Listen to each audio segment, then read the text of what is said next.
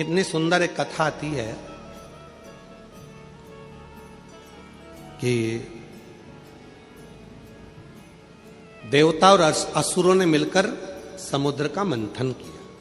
शिव महापुराण का ये बड़ा सुंदर चरित्र है। मंथन किया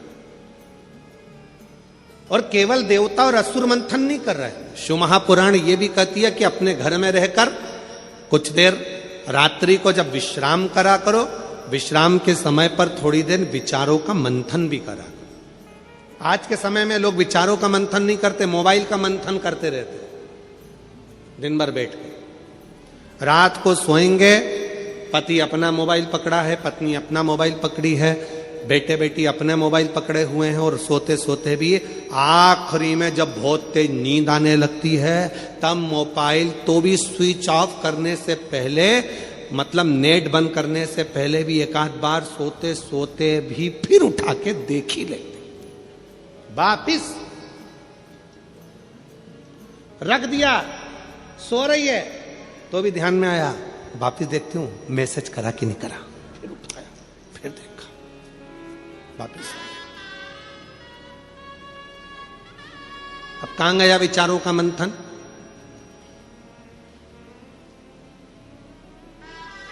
और कितना विचित्र समय चल रहा है, थोड़ा अंदाजा लगाइएगा।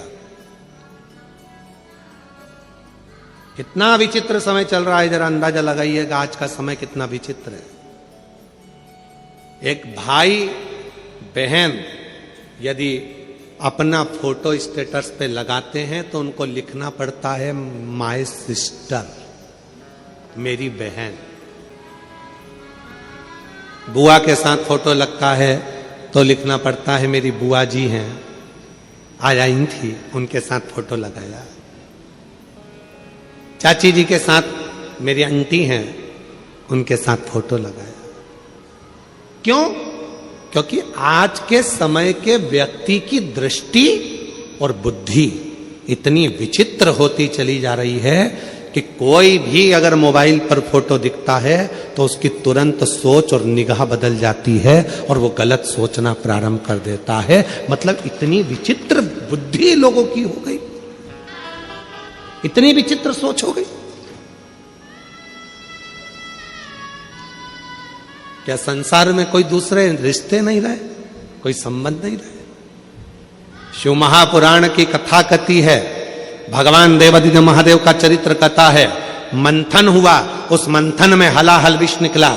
जरा संबंध देखिएगा, रिश्ता देखिएगा, कितना विचित्र कथा का वर्णन किया गया कि रात्रि को सोने से पहले मोबाइल का मंथन मत करिए, रात्रि को सोने से पहले मोबाइल को मत देखिए, रात्रि को सोने से पहले अपने विचारों का मंथन करिए।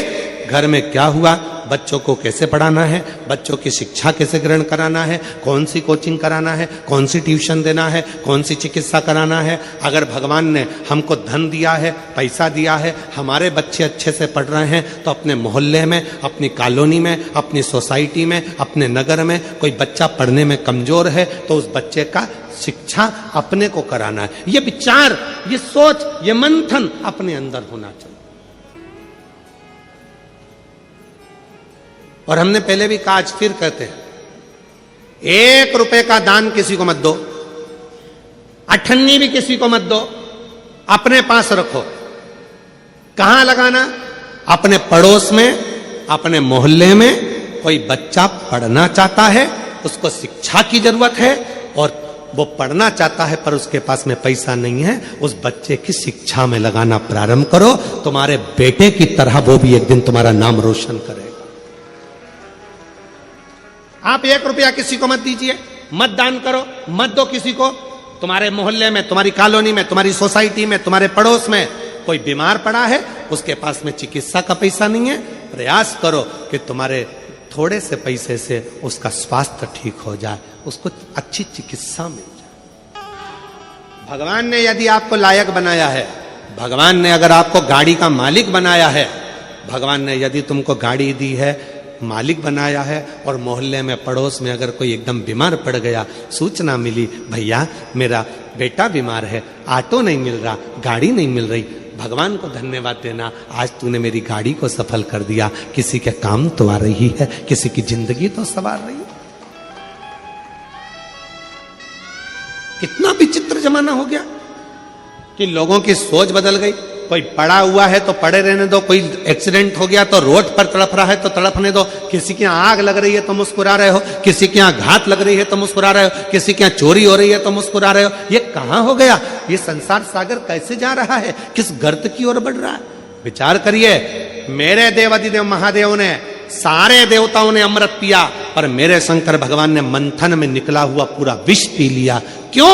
क्योंकि ये दुनिया को नष्ट कर देगा। अगर मैंने रख दिया तो देवता भी बर्बाद हो जाएंगे, गंधर्व, असुर, कन्नर, नाग सब बर्बाद हो जाएंगे, पशु पक्षी भी बर्बाद हो जाएंगे। इसलिए इस विष को मुझे पीना पड़ेगा। ये विष मैं पीता हूं,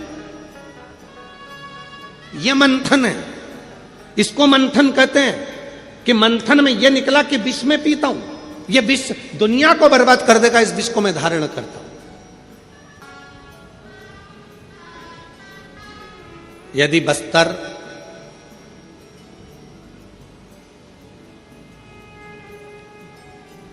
गिदम दंतेवाड़ा की यदि आप लोगों ने कथा सुनी होगी तो उसमें एक पत्र आया था।